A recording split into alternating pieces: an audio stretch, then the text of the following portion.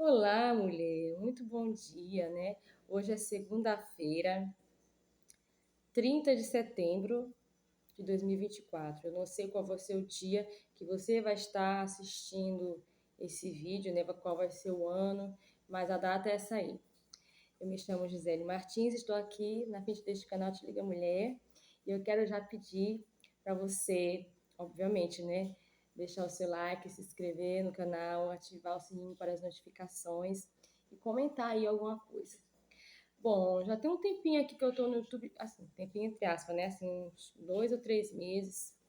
Se você for buscar aí o Te Liga Mulher, você vai ver vários vídeos, inclusive um que é falando da superação da cura, né? Da depressão. A minha filha me chamou a atenção, ela disse assim, mãe, não existe cura para depressão, cura. Eu disse, não existe cura para o homem. Para o homem pode não existir, né? Para os médicos, psiquiatras, psicólogos, etc, etc. Mas eu encontrei a cura em Cristo Jesus. Por isso eu digo que existe cura. Eu me entristeço hoje normalmente, como qualquer outra pessoa. Né? A gente perde uma coisa, fica triste, a gente não conseguiu alcançar aquilo que a gente queria, fica triste, mas depressão, ah não, isso aí nunca mais. Graças a Cristo Jesus. Pois é, então eu quero fazer assim, mulher. Dividir essa história que eu quero contar para vocês, que foi uma fase da minha vida, em três episódios, né? Um, dois, três. Bora ver se dá três, talvez dê até quatro. Para contar assim por etapas, tá bom? E eu não fiz rascunho hoje, eu quero que isso seja muito natural, o mais natural possível. Hoje não teve negócio de rascunho, eu não peguei nenhum versículo bíblico aqui, rascunhei, pesquisei, não fiz nada disso não. Eu quero que hoje seja o mais natural possível. Como é que eu posso dizer para você? Todo esse tempo eu estava esperando que chegasse mais gente para poder eu contar isso, né? Que é importante. Eu vou começar hoje, né? Esse episódio 1. E só que não aconteceu isso assim como eu pensava. Então eu não vou mais esperar, seja o que Deus quiser. Então vamos lá, vamos para o testemunho. Porque assim, para mim chegar no testemunho do milagre que eu alcancei, eu não posso pular essa fase, né? Que foi um processo. Para chegar ao milagre, eu tive que passar por um processo muito doloroso, né? Aí você vai maratonar, você vai ver a história do testemunho da depressão, da cura. Mas o que veio antes disso, né? Eu fiquei de contar, não contei, mas hoje está sendo o momento. Vamos lá. Vamos para a fase 1. Esse vídeo aqui é a fase 1, tá bom? O ano era 2011. O meu calvário começou no dia 4 de maio de 2011. Isso deu numa quinta-feira. Por que que eu digo isso? Porque o meu filho nasceu 5 de maio de 2011, às 5h45 da tarde, né? O meu natimorto. Então, eu lembro muito bem dessa data por causa disso, porque marcou. Então, dia 4. Como foi meu dia? 4 de maio de 2011. Vou contar para você como foi. Numa noite anterior, que foi no dia 3, no finzinho do dia, eu tive um calafrio. Foi. Começou assim umas 5 horas, entre 5 e meia da tarde, eu liguei a TV para assistir, sentei na rede e comecei a sentir um calafrio. Aí nossa, eu tô sentindo um calafrio, o que será? Não, não tinha febre, eu não tava com febre não, era só um calafrio no corpo.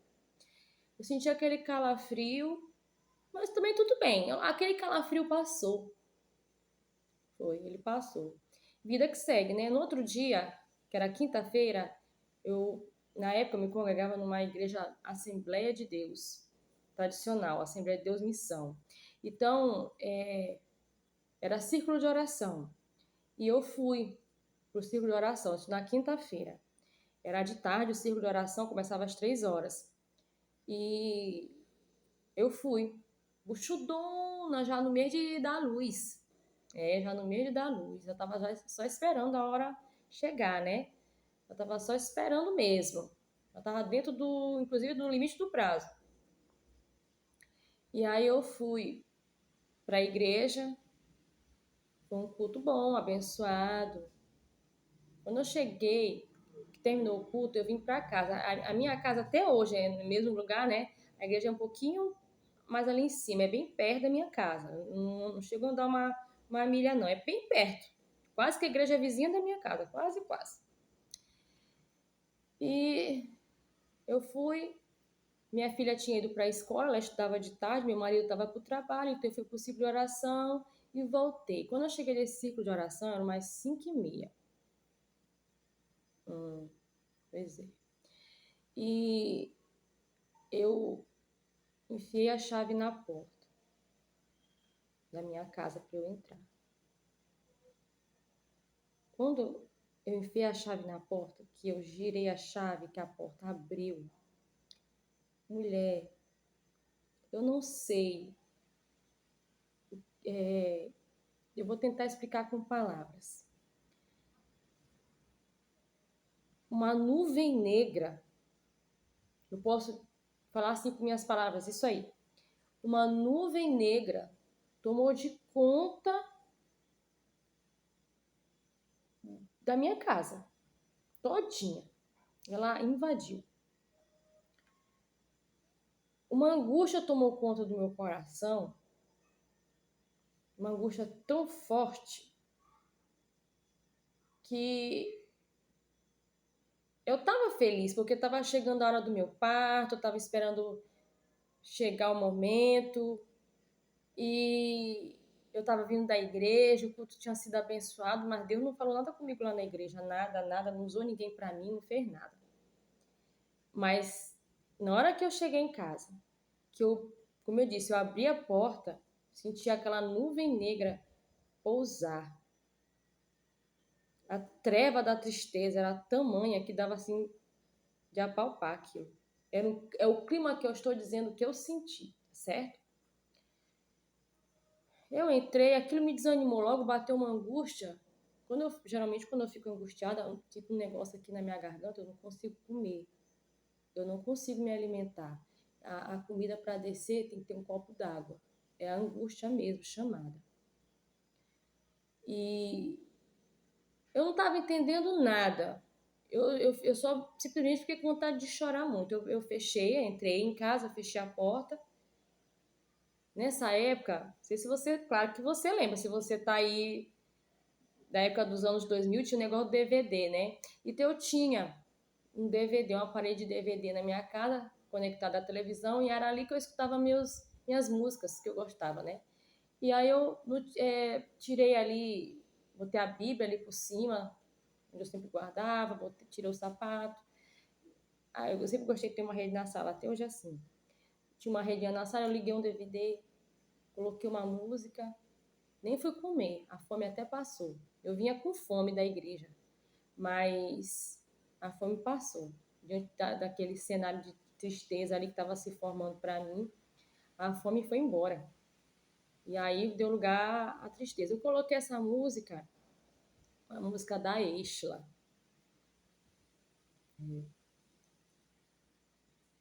Aquela música que canta assim, Tu és fiel, Senhor. Aquela música é muito linda. E até hoje quando eu falo, quando eu ouço essa música eu me emociono, né? E tudo bem, eu sentei na rede e fui me embalar. E fiquei ouvindo aquele louvor.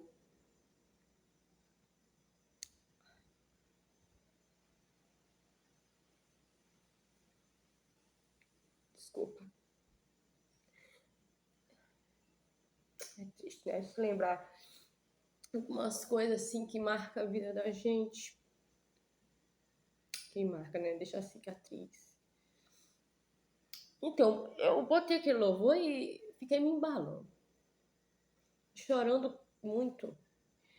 Eu só sabia chorar. Eu nem entendia porque que eu tava chorando. Mas tinha vontade de chorar, eu tava chorando, né? E eu me lembro que eu só pensava em Deus. Deus, o que está acontecendo? Eu perguntava para Deus, né? Porque eu sentia que Deus me apontava alguma coisa que ia acontecer comigo. Eu dizia, o que vai acontecer comigo, Deus? O que vai acontecer comigo? Porque eu sinto que vai acontecer alguma coisa comigo. E era comigo, porque Deus vai apontar contigo. Contigo. E eu, me embalando ali na rede, chorando, eu senti as minhas frases, né? Eu senti como se um cobertor me cobrisse. Era quentinho aquilo. Eu me senti coberta por alguma coisa que eu não sei explicar com palavras assim. Alguma coisa me cobriu assim. Eu senti na pele aquela proteção. Eu senti como fosse um manto quentinho me cobrindo, sabe? E eu dizia para ele, o que está acontecendo? O que está vindo por aí? O que é, Deus? Que está acontecendo? Me diga. E aí eu só ouvi uma frase. Deus disse assim para mim, filha, esse negócio de filha, né? Quando Deus fala assim, quando a gente diz filha, minha irmã, a gente se desmonta, né? Porque a voz dele é muito carinhosa. Quando ele vai te anunciar um deserto, são coisas que a gente tem que passar, né, na vida, e normal. E ele disse, filha, tu vais passar por um deserto. Tu vais passar por um momento muito difícil. Mas não temas, eu sou contigo, eu estarei contigo ao teu lado. E foi só isso. Isso no dia 4, quinta-feira. E aí, dali por diante, eu discerni alguma coisa com o meu parto. Vai ser alguma coisa com esse parto. Mas eu nunca... Deus não disse que ia ser um luto. Deus não disse que eu ia perder, que eu ia passar por aquela dor e eu não ia ter meu filho nos meus braços, que eu ia sair daquela maternidade derrotada, né? Porque só quem é mãe, que dá a luz, ela sabe quanto é doloroso aquela dor. É uma dor muito grande. Deus não disse isso, porque se Deus tivesse dito isso ali, naquela hora, acho que eu teria morrido antes do tempo, né? Então ele não disse, ele só disse não temas. Eu fui para a maternidade dia 5, que deu numa sexta-feira, nesse mesmo dia, na madrugada, comecei a sentir contrações. Normal, contração. E aí eu disse pro meu marido, olha, não vai pro trabalho, porque eu tô sentindo dor. Eu comecei a sentir, o bebê que nasceu, neném. Só que aquilo que Deus tinha falado para mim, eu não conseguia esquecer. Não conseguia. Eu disse, mas Deus falou comigo, mas eu tô sentindo dor normal, né? Quando deu 9h30, aí começou de madrugada até a dor, eu esperei amanhecer o dia, tomei café da manhã. A maternidade não é muito longe da minha casa, é um pouco perto. E eu me arrumei, chamei minha mãe, minhas irmãs, todo mundo ficou sabendo, né, que o neném estava vindo. E meu marido não foi para o trabalho. E a gente foi para a maternidade. Cheguei lá com muita dor já, porque já eram umas 10 horas da manhã. E fui internada. E quando eu fui internada ali naquele hospital, eu não sabia que eu estava adentrando, não numa internação, mas numa carnificina. eu posso decifrar assim. Hoje eu não sei como é que esse hospital ali é, mas na minha época que eu precisei dele, eu fui muito hostilizada, humilhada e maltratada ali dentro daquele hospital. Se o demônio existe nessa terra aqui e ele usa pessoas, naquele dia ali, aquela equipe médica ali, tirando um ou dois, o resto estava tudo endemoniado, porque só podia. Desculpa, viu, gente? Porque depois que a gente recorda, que não tem como não chorar, né? A gente, mulher principalmente, meu Deus do céu, que é muito sensível. E eu me lembro que as enfermeiras trocaram logo minha roupa, aí fica aí deitada que a gente vai fazer um exame e depois vai chamar o médico. E aí a enfermeira veio, uma baixinha branquinha, eu nunca me esqueci do jeito dela, ela era jovem, ela ficou ali o dia todo, nesse dia trabalhando. E ela veio auscultar o coração do meu bebê, né? Que é de praxe, né? Eles vêm com aquelas máquinas, aquelas parafernálias e bota para ouvir bebê. Ali, o médico vem dar o toque na gente, que quem tem parto normal sabe que isso aí é uma coisa horrível. Toda hora você receber um toque ali no seu canal vaginal, que ali é doloroso. Você já tá com dor para ter neném e recebendo toque toda hora, né? De tempos em tempos, assim, o médico vem e dá um toque em você. E aí eu me lembro... Ai, nós está escorrendo. Meu Deus do céu. E aí eu me lembro... Vai ficar assim mesmo, ficar tudo natural aqui hoje. E eu me lembro que ela não ouviu o coração do meu bebê, ela não ouviu não. Aí então ela chamou o médico estava por ali, não sei, e ali ele veio. E aí ele botou aquele conezinho, né, que é tipo um conezinho, aquele negócio, ele botou assim na minha barriga e disse, realmente, acho que ela já tinha dito pra ele, ela não disse pra mim, ela espera aí que eu vou chamar o médico. Na hora que ele veio, ele disse assim, realmente, eu não tô ouvindo o coração do bebê. Ixi, minha irmã, na hora que ele disse isso, o pito aqui em mim apitou logo. Eu disse, o quê? Não tá ouvindo o coração do bebê? Ah, não. Aí ele disse assim, vamos levar ela para uma ultrassom de urgência. Aí me levaram para ultrassom de urgência. Chegou lá, na ultrassom, minha mãe entrou comigo. Eu já fui de cadeira de roda.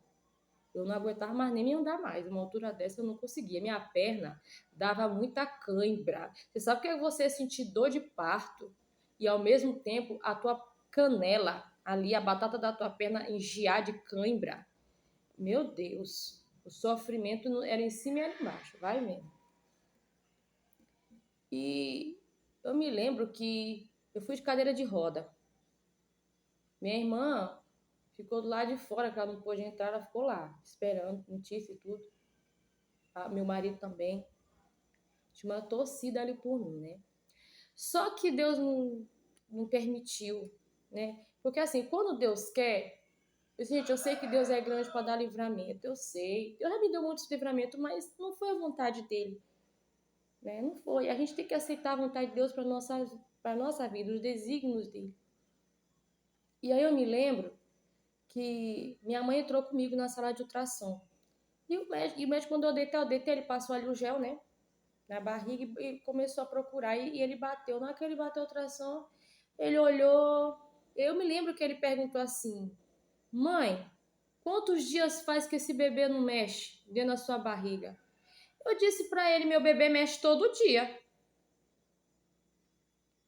Só, queridona, na minha cabeça meu bebê mexia todo dia, só que não era meu bebê mexendo, acho que provavelmente era o útero ali se contraindo dentro de mim, né? Alguma coisa assim. E ele disse: não. Pelo que eu tô vendo aqui na ultrassom, já tem de uns 3 a 4 dias que esse bebê tá morto dentro da sua barriga. Seu bebê tá morto, mãe. Ah, mulherada, na hora que esse homem disse isso pra mim, sem nenhum... Ele nem foi discreto. Ele não foi discreto, aquele médico. Não foi. Ele não teve compaixão. Ele não teve assim... Ele não teve assim aquele cuidado, né? Chamar minha mãe lá fora, ó, conversa com sua filha para dar notícia que o bebê tá morto na barriga dela. Ele, ali mesmo na ultrassom. Pá, foi assim. Eu não acreditei naquilo que eu tava ouvindo. Eu digo, não pode ser. mas sempre me lembrando daquilo que o Espírito Santo tinha me falado lá em casa. E eu disse assim, não pode ser, ele tá morto. Aí eu ainda briguei, ainda falei assim pra minha mãe, esse médico só pode estar variando do juízo, ele só pode. Aí ele disse, tá morto, e já tem um tempo, viu? E aí ele disse, eu não vou, foi a frase que ele falou, eu não vou fazer uma cesariana em você para retirar o bebê, porque eu não sei exatamente quantos dias ele tá morto. Aqui na ultrassom parece que tá de 3 a 4, né? Então eu não posso lhe abrir, isso ele dizendo assim para mim, eu não vou lhe abrir, porque se eu abrir você pode ter uma infecção generalizada, quem pode morrer vai ser você, mãe. Então eu não vou abrir você, já que o seu útero está expulsando a criança, né? Porque você está sentindo dor, eu só vou aumentar e vou dar soro. Ele disse que ia dar um remédio lá na minha veia, aplicado para a dor aumentar ainda mais. Ele disse, como o seu útero está expulsando e como você está tendo contração para ter a criança, vamos esperar. Você vai ter que parir, você vai ter que ter essa criança. E aí pronto, eu fui ficar naquela sala de pré-parto, fui tomar soro na veia para poder aumentar a dor enfim, né? Foi um dia inteiro de muita dor. Foi muita dor, a ponto de eu não conseguia mais me levantar da cama porque a perna dava muita cãibra. Quando essa criança veio nascer, finalmente, eram 5h45 da tarde. Eu nunca me esqueci essa hora. Nunca. Já estava querendo anoitecer. Já estava começando, o sol já estava se pondo. E junto com o pôr do sol estava indo embora a minha esperança. Mas o meu calvário só estava começando.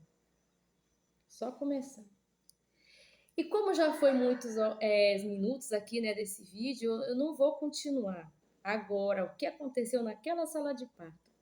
Se você quer saber o que aconteceu comigo naquela sala de parto, o terror obstétrico ao qual fui submetida pelas palavras do médico, de uma enfermeira já de idade, uma enfermeira que estava lá, uma enfermeira desalmada, cola aqui, maratona, porque vai ser em 3 etapas, vão ser 3 vídeos contando essa história, tá bom? E depois que esses 3 vídeos aí acabarem, eu vou contar para você do meu milagre que nasceu vivo, tá certo? Para você, sua fé, sua esperança, talvez a sua esperança já morreu aí dentro do seu coração, mas ela vai renascer, assim como a minha renasceu, tá bom?